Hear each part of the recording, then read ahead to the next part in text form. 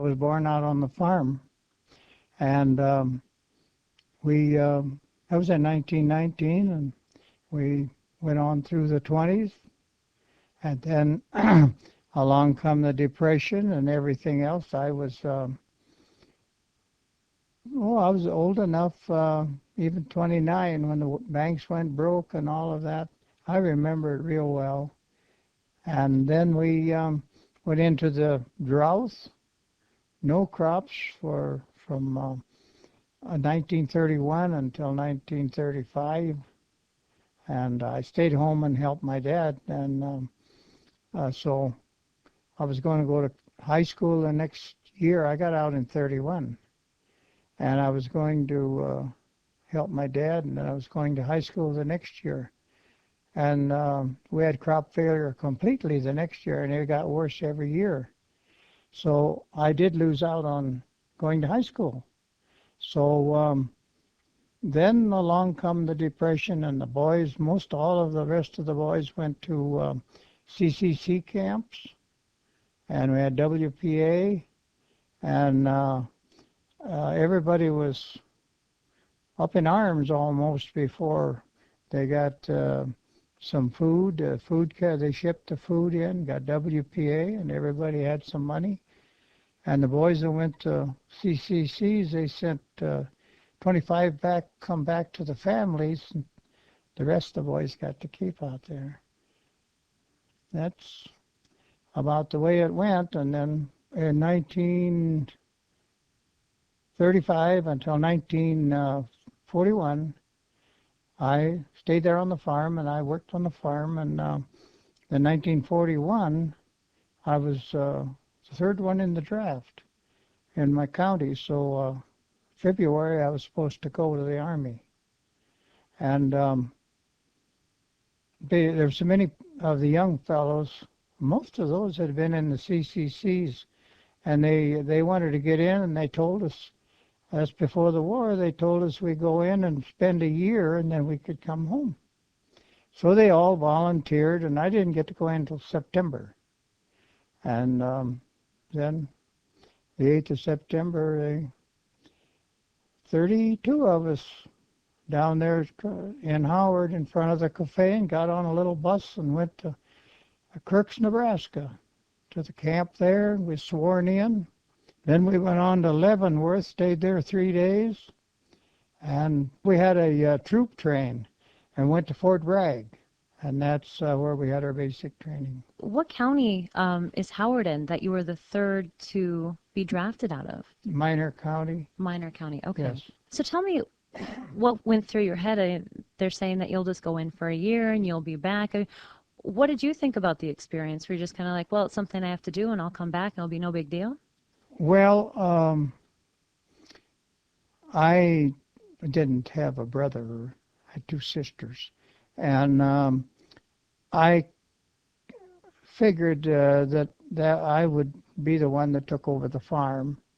And my dad had that in his mind too.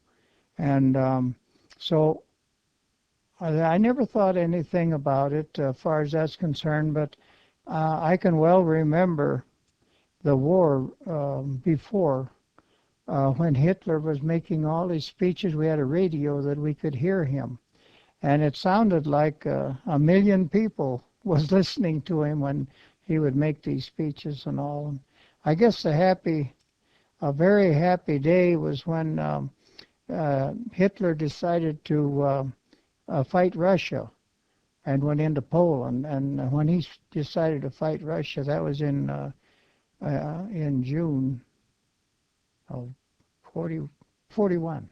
Mm-hmm. Anyway, that made me feel pretty good. But I did watch and listen. I knew all about the war, and I was always great for history anyway. And I didn't have any idea that I was going to serve that long. I didn't know. Well, in fact, I just went to the Army, and that was my job from then on. And 13 weeks basic training, and we had 13 days off. Had a chance to come home, and we hired a taxi cab driver. And 5 of us come. It cost us $35 a piece, and he came home and stayed here, and then he took us back. So then I went up to New York, and the whole group of us went up there and joined an artillery outfit because we had trained in artillery down there. And I was there a year and a half, but I went up there not too long before the 7th of December. It was in November when we went up there. And then the war broke out. And Pearl Harbor, and then, of course, everybody was all upset and excited. And we got all ready. New York was quite exciting up there because the U-boats were out in the harbor, and they were expecting something to happen because they were sinking ships along the coast. So they broke us all up into groups, and we went to guard bridges and everything else. I guarded railroad bridges on the Hudson River, 3 months. And then it was an awful cold winter, and then we were taken back to Madison Barracks, and we finally got paid. We didn't get paid for 3 months while we was in New York, but I was in West Point. Our group went to West Point, and we stayed there and guarded the bridges close. Go back to December 7th. You mentioned that date, the day of Pearl Harbor. What do you remember feeling when you heard of the attacks? How did you get the message? Were you listening to the radio? Do you remember what specifically happened or what stands out the most in your mind from that day or the following days as America entered? That day was Sunday, and we had Class A passes, so I was going to Watertown, right outside of Watertown, about 5 miles. And I was going to Watertown and kind of had a date there. And I was pulling KP that day. Of course, everybody was all excited, and so everything was done. Everybody had gone out of camp. So about 4 o'clock, I thought I'd go too. And I got into Watertown, and here come the MPs when I was going to get on the city bus and told me to go home. Every soldier had to go back out to the park and the camp. So I did, but I caught a ride with a fellow, and we were listening to his radio in the car. And that's really the first I knew too much about it, because before I left camp, we didn't have radio or anything. So we listened to that all the way out to camp. And then from then on, everybody was, I don't know, it seemed like every ship that we ever heard of, they sunk so many ships, and looked like Japan was going to win the war out there in the Pacific at that time. And so we just would listen, and eventually we trained there for a year and a half on those great big artillery guns that they'd fire about 20 mile, and we fired. And then the 36th Division was going to Africa, so they came up to AP Hill, Virginia, and needed a bunch of soldiers to go along, fill out, and that's what we did, and I was one of them. So we went over to AP Hill and Camp Dix up there close to the coast, and that 2 weeks I was on the boat. Huh. And tell me about that boat experience. As I understand, you're pretty sick the whole time. 3rd of April, 3rd of 43, we loaded and went headed for Africa. Big convoy, the whole division and all that was on. And the submarines, we were zigzagging all the way across there. And I always got sick when I got on the water anyway. So I was sick most all the way over. And there were so many troops on there that,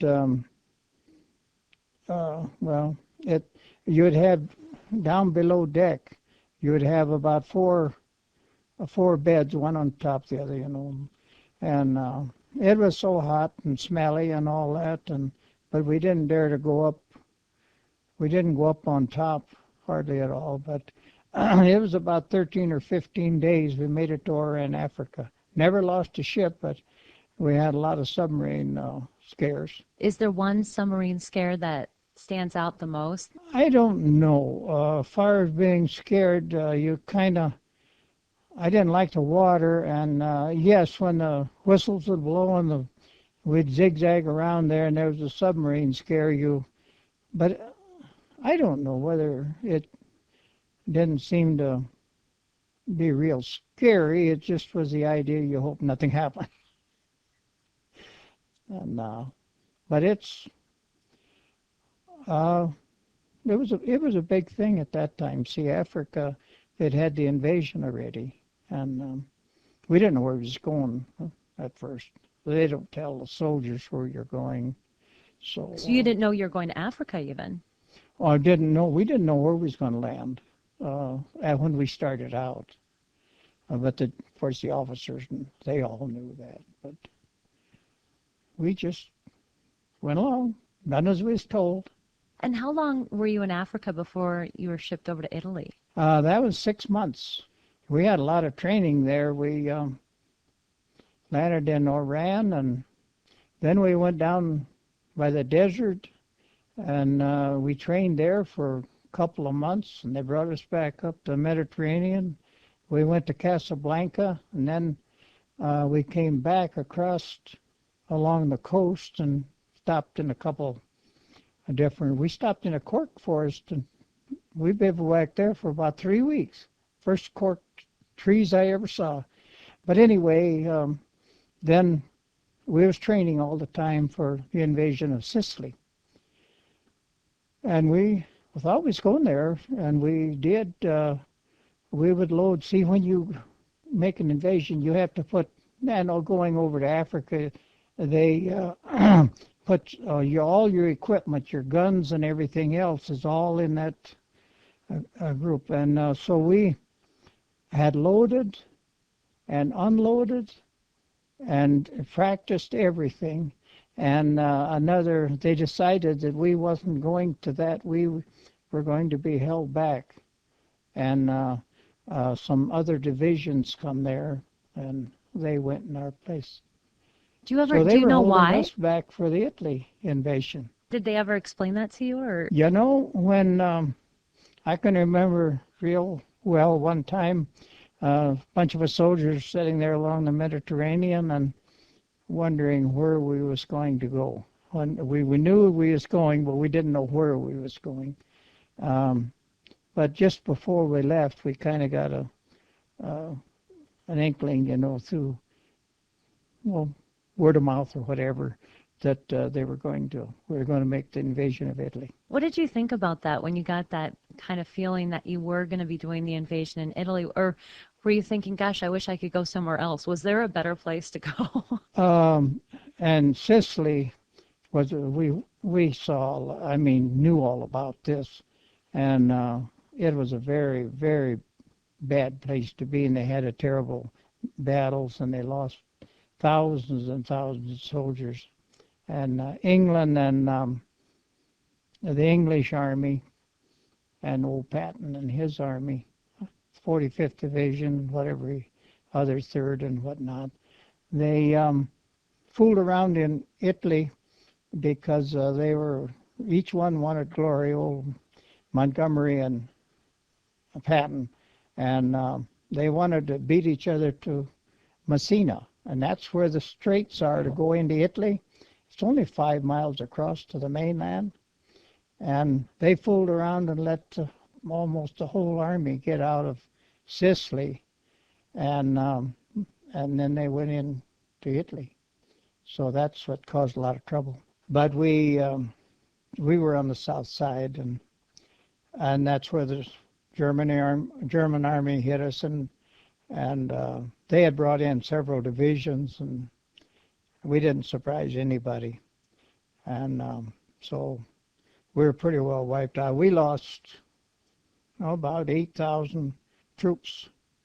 Lost, some dead, some captured, and then they drove us clear back to the beach and going to take us out. They had was going to bring boats in, and they had the English and they had other divisions north of us, but we were the ones that was in a bad way. And Eisenhower and Clark, he was in charge of the invasion.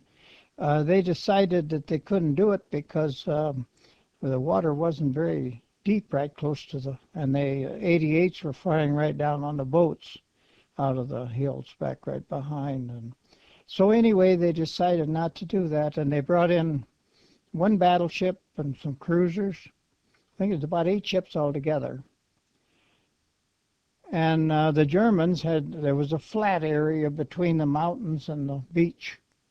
And here was several hundred tanks up there, German tanks and infantry, and that they were the ones that chased us back to the beach. And they fired thousands and thousands around. They said it was 11,000 tons of shells that they fired on these tanks. And they did destroy most of the tanks and a lot of the men. And then another division that was in Sicily, the 45th and the 3rd, they had been pretty well beaten up there, but they came in to help. And then the tide changed it.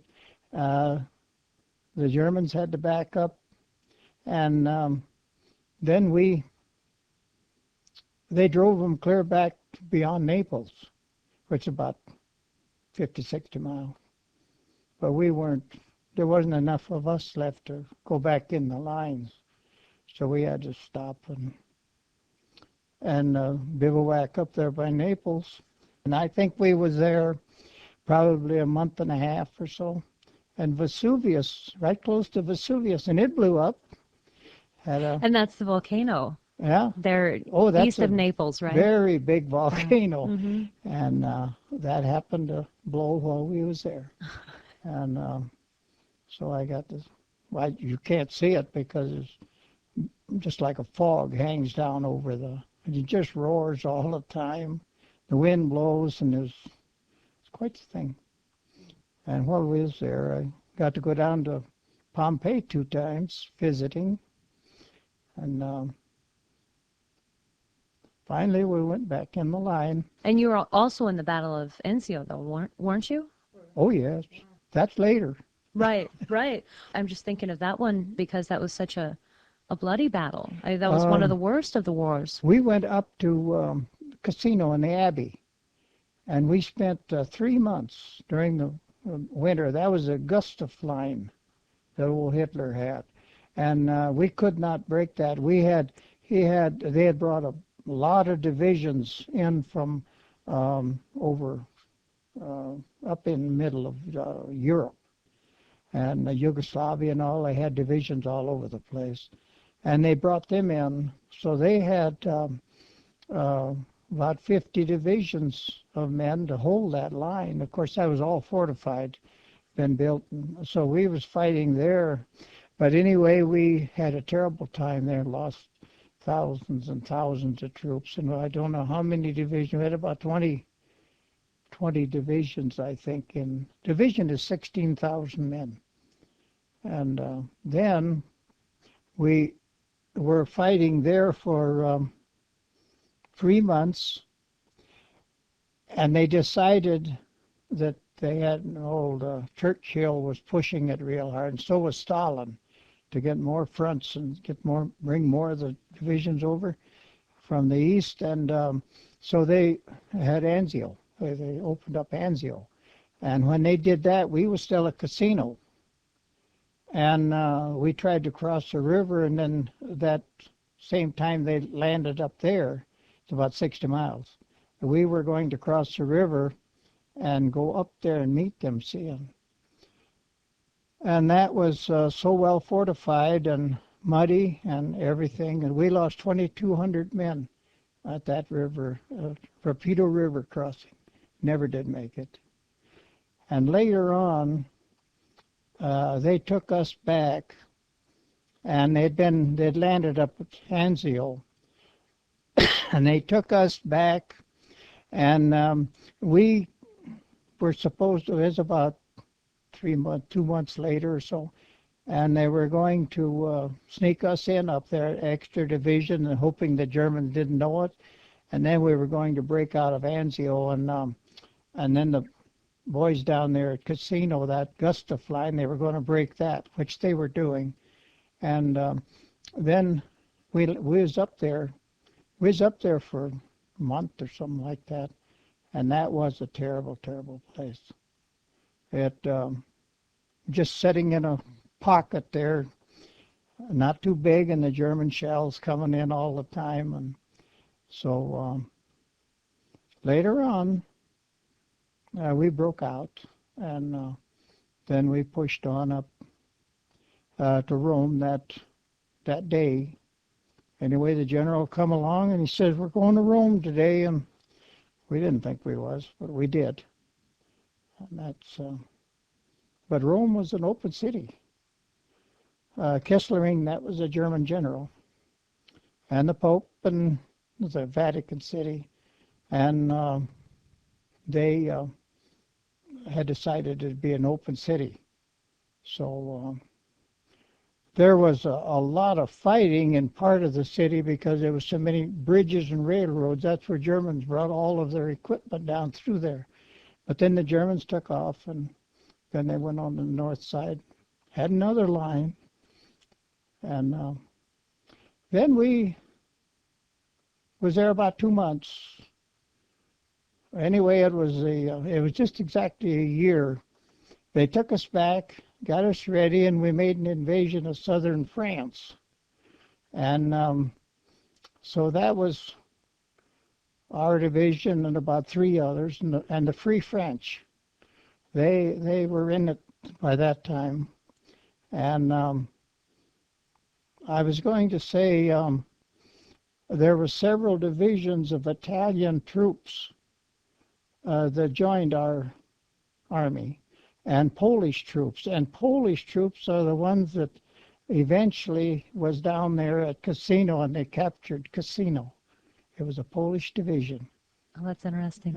So anyway, by the time we got to Rome, we had 18,000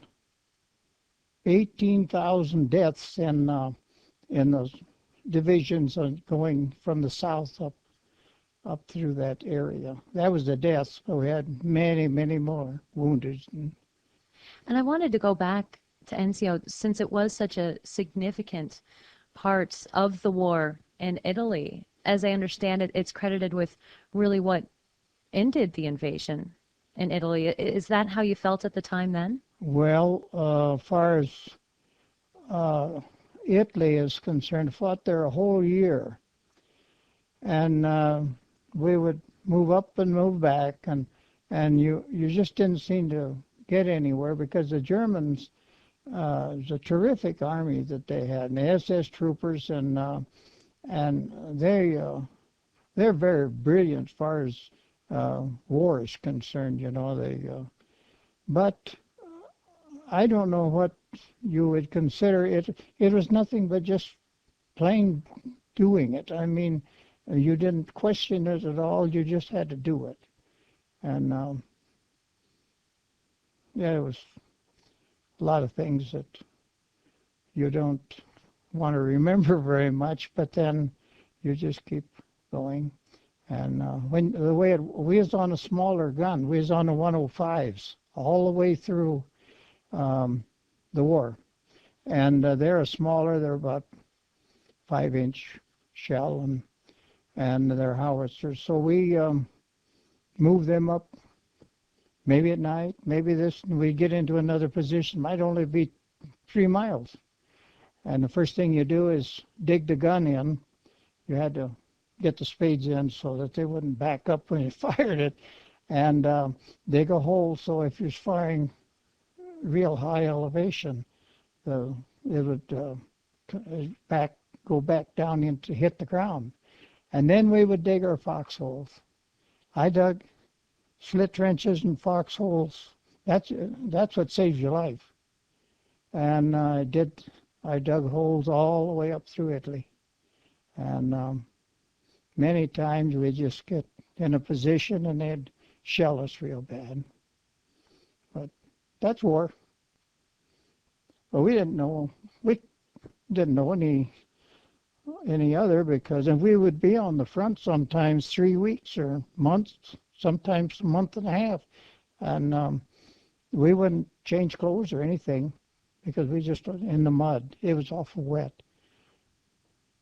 Then we'd take our turn, and then each division or outfit would send so many men back to a point where they had a water point, and they would take water out of a creek or somewhere, and it'd go through some kind of a deal, and we'd have showers. And first they had to delouse us. You had to be deloused every time you went back to rest camp. And then we would get new clothes, be there about 3 days, and then we'd have to go back up to the front. But that's the way it was. Mm-hmm. When you had to go back out to the front after those 3 days, what did it feel like? Did you just want to stay there and not go back out there, or how did you feel? Well, I never thought about it. I just knew. I guess it seemed like a job, and we were doing it, and we didn't question it too much at all. You just had to do it. I felt so sorry for the infantry because they were right up in front of us, and they had to go out right into the German areas all the time, and they were killed. There's so many of them. A lot of times I was up at the infantry. See, we lost our forward observers. We had to have somebody to guide those shells, find out. They were with the infantry. Well, we lost all of ours when we made the invasion. One bunch was killed and the other bunch were captured. There's two bunches. So we had to take our turns and go up there with the infantry. And that's where we lost some men. And it was just a job. I never thought I'd come home, of course, in Italy. It looked like it's a long way down the road, but we just did it. Was there a prominent feeling that you felt while you were there in Italy? I mean, was there something that was kind of constant every day, a feeling that you had, or a thought going through your mind? Well, our minds were kept pretty busy trying to live, and we were in that year. A good deal of it was spent out on the front. So you just protect yourself one way or another, and you just keep driving along. And we would fire, I don't know how many thousands and thousands of shells that we would fire. And that's what we had to do. So, but there was many times that it was scary and all of that, but you was just glad to be alive after it was over. And a lot of people weren't. But it was, yeah. What was the worst experience or moment that you had while you were there? I don't know. There were so many times that it was, and as far I had a tank almost hit me one time, um, but I was flat on the ground, and all tank was making a circle right in front of me in a little town, and that was pretty scary. But they was firing all that uh, machine guns and everything else was from the tank. They were firing right over the top. And then there's many times that shells would land right close. But you just, I don't know.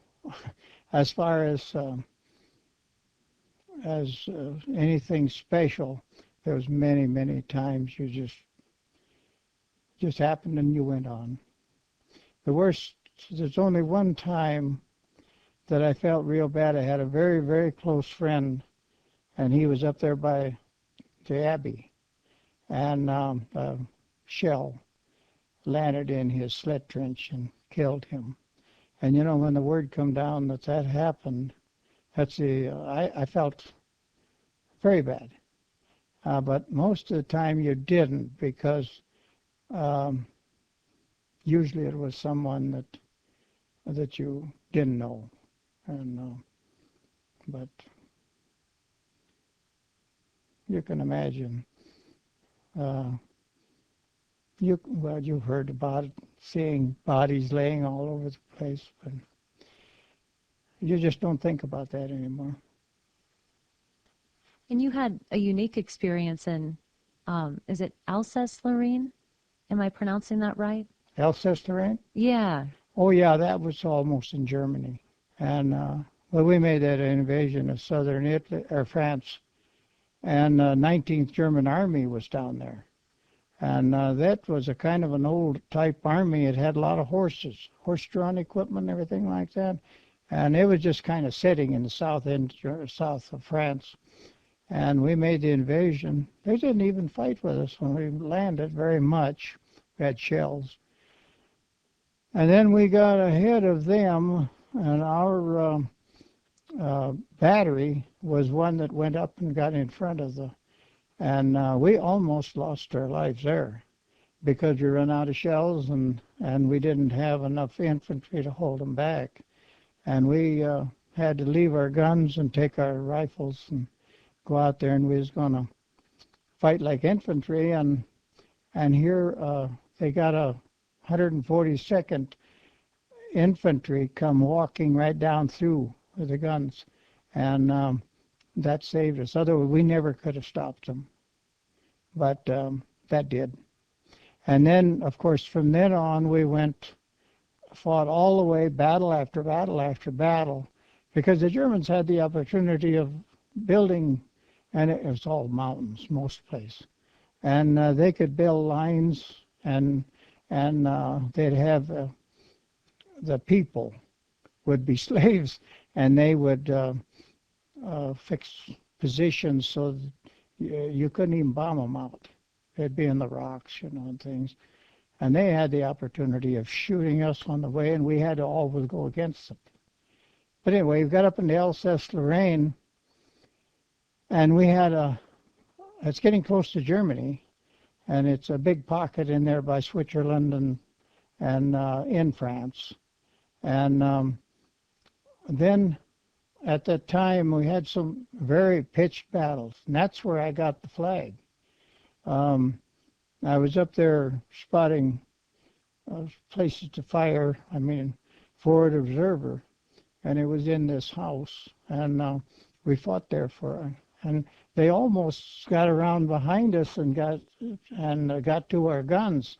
But here I was up in front with the infantry, and one of my best friends stepped on a mine there, and it blew him up, but it killed him. But anyway, we fought there for several days, and then when the battle was over, we won it. I took that flag back with me from that house. It was a kind of a warehouse-like thing, big house, and I brought that home. And then, when did you find the young girl and young boy, both under 10 years old? oh, that was beyond that, and we were almost to Strasbourg. where we crossed later on, but we didn't cross at that time. We had to go up. That's when the bulge was on. We was up along the side of that. But this was a little old town. Um, it was in Alceste-Lorraine. That wasn't many houses, just few people, but that's where the French, they would, if they thought we was going to be there to help them, and they hated the Germans so bad that sometimes they would kind of kill some or do something or start fighting. Well, that's what they did there. And then the Germans, they had a bad habit.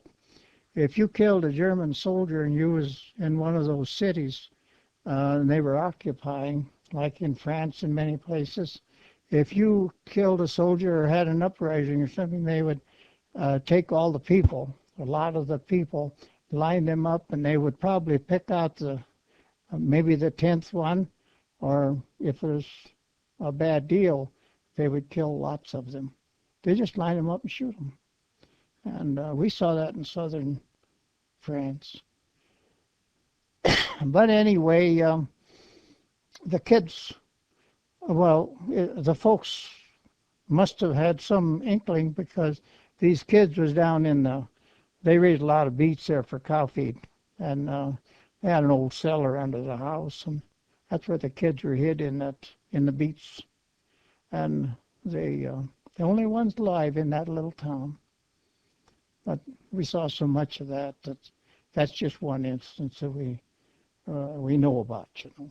You saw lots of kids abandoned or no parents any longer. Well, there was, like in Italy, especially, the Germans took all the food and everything, and the parents, some of them were dead, and these little kids, they would come up to our camp before we went back in after getting replacements. They would come up there begging with a gallon pail or something, and they wanted us to pour what we didn't eat into that pail so they could take it home. And the little guys, some of them starved. And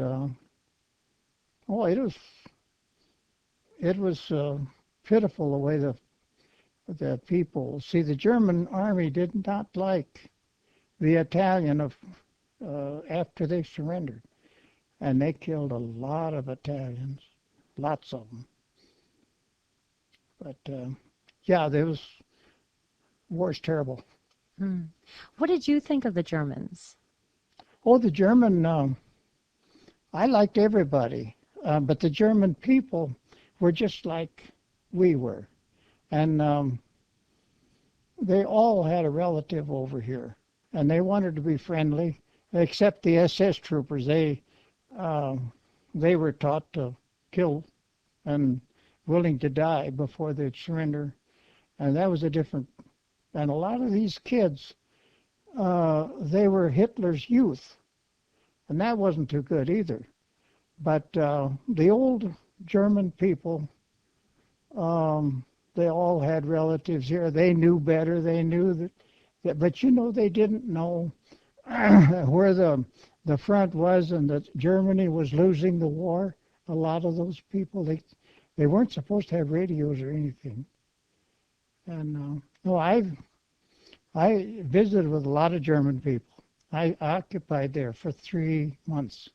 Well, everybody was very good. French, and I had wasn't supposed to, but I had a lot of Italian friends, and I went to Rome.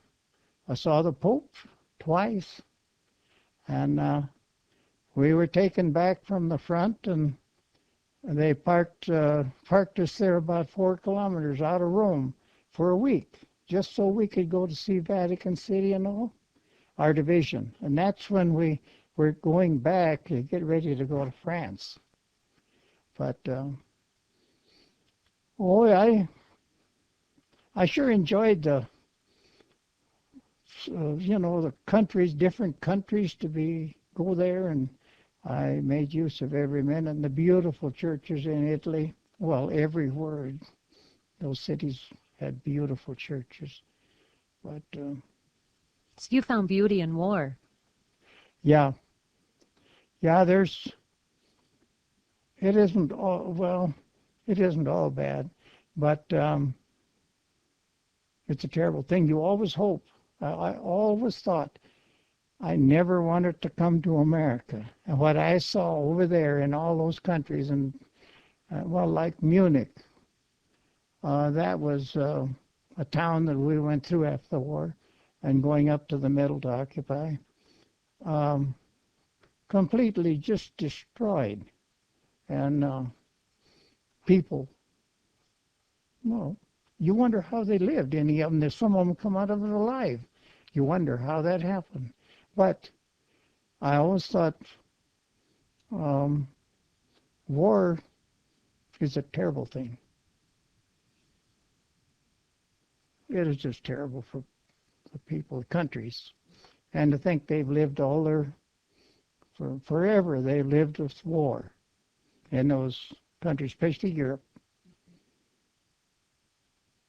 Then I occupied for a while.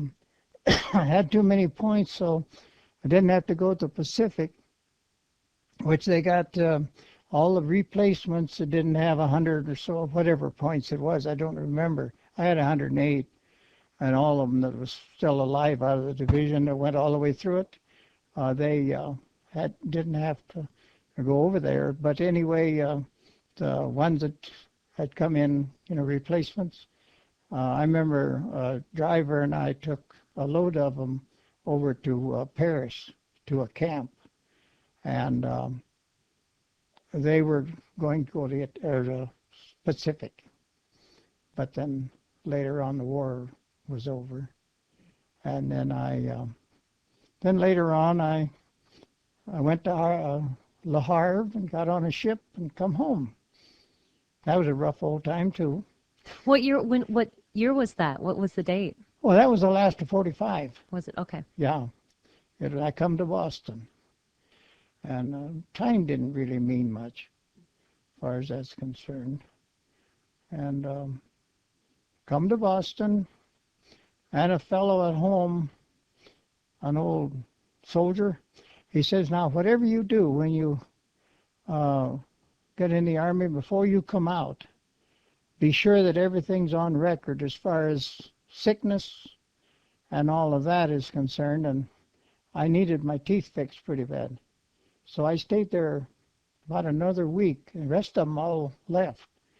There was a few that I had been with. So I stayed there, and then I took a train. See, I never flew, because they didn't fly too much then. I mean, you rode a train or a boat. And then I went to Wisconsin, McCoy, Wisconsin. And I was released from the Army there, and I hitchhiked home. Yeah. What was it like for your family when you came back home? I think they were happy. Yeah, it was a wonderful feeling, but you'd been gone and had such a complete different life that it was more scary here than I think it was over there, because you kind of you didn't do like you did when you left. You had a whole different outlook on life, and you had to get back into it. Was it hard for you to readjust back to life in South Dakota? It's very hard in a way, but well, I had picked up enough Italian for in a year, so I was speaking Italian a little. I mean, enough to get along good. And then I went to France, and you get words there. It's pretty hard to learn French. And then you go to Germany, and then you have a gobbled up language, and then you have the soldier language, and that was all mixed up in my mind. And you had to be careful about your talking. Learn to talk again like you did when you left. It was different, but there's problems. There's certain noises like a shell coming, an airplane coming that's going to strafe you, and you're always alert for something like that, and you'll hit the ground. I've had that happen with just a certain sound, even afterwards, because you did it for all those years, and then it was getting used to civilian life, and about a year later, I come home, 45, in 47, I got married. Married a German gal, full-blood German. Then I stayed on the farm. My folks went to town, and we had 4 children, and I don't know, I guess it was a pretty good life. Did you keep in touch with any of the German families that you met while you were over there? Oh, yes. I have pictures of one family was very, very close. And there was a father and a mother, 2 girls, a husband. One of the girls had a husband. He was a soldier. And a boy, 14 years old. No, he wasn't that old when I was over there. And they kept in touch, and we sent boxes of food back because they almost starved that next year. It was very hard in Germany to live. And this boy was not their son. He was one that didn't have, I don't know what happened to his folks, but his mother asked me one time, she said, would you tell him that he wasn't their son? He thought he was. And I said, that's up to you. I said, and she didn't. But anyway, he grew up, and I've got pictures. I've got some real nice pictures of him that I should have sent back. But later on, I went to a convention in New York, and this one girl that was married, her and her husband come to New York. He was a butcher. And they come to the hotel and picked me up and took me out to where they was. And this kid, they had a kid that was 14 years old. And they had lost one when the war was on, just right at the last. It was 2 weeks old, and it died. But anyway, they had another one. This one, he says, he's kind of joking there at the table. He says, Dad didn't like you when you was over in Germany, did you? And we always called a husband Joop. That was his name. I don't know what his name was, but he was Joop. And he stuttered and stammered around there a while, and he says, you know how it was. Here we had that war, and I was a soldier and fighting you people, and I never could really accept the fact that you was friends of my family. So then we wrote back and forth quite a little. Now I've lost track. Mm-hmm. You said that all of these things that you brought back, and some great things like the flag and the German officer pack that you have, you kept those locked away for 60 years. Is that right? You just kept them packed away? Oh, yes. Why is that? See, nobody was interested in these things. I had quite a lot of little trinkets and everything, and a lot of different things, and nobody seen. I had all this money from several different countries and all that kind of stuff, and I just, I don't know. It wasn't interested until now, and I packed it away. And this German pack, that was, he'd gotten killed. But I took my knife and cut the straps off from it, and I just took the pack. There's nothing in it. He had some clothes in it, but I brought that home. But and well, that one prisoner he was going into Germany, and he was in the basement, an old man, about 65 years old, and he come out and he had his cold up there, after the bulge a while.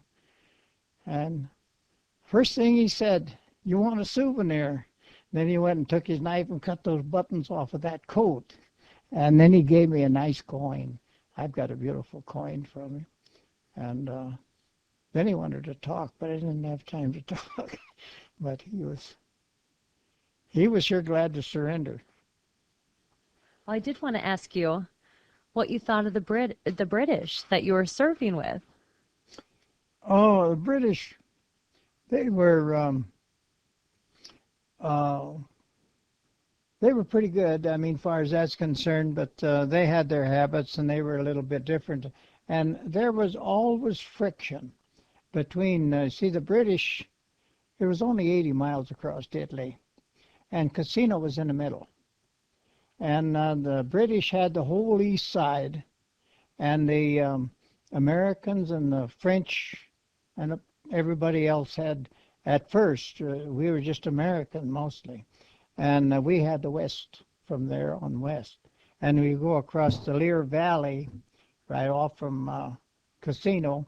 And then you go into the mountains again on the west side of Italy. And the English, they had some terrible fighting. They lost thousands and thousands of troops. But Montgomery, he was the general, and he was in Africa.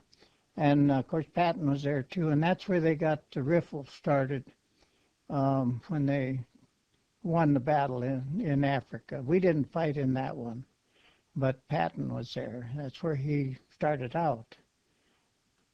And of course, the generals just didn't get along. And old Montgomery is the reason why we had such a terrible time in Italy. He was supposed to be chasing those Germans up there, and he only took about 70 prisoners in the whole trip.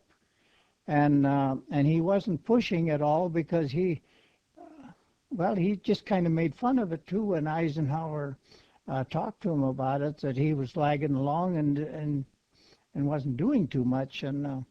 But you see, to me, if they would have, instead of making those invasions in Sicily, if they had just cut it off, just that 5 miles across the straits, and there was little islands and everything else in there.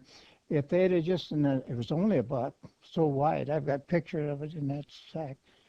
Just so wide, they could have cut it off there, and they wouldn't even had to battled in Sicily. I don't think they could have starved them to death. But I have found the generals, they like to have battles, and it was, they lost so many men.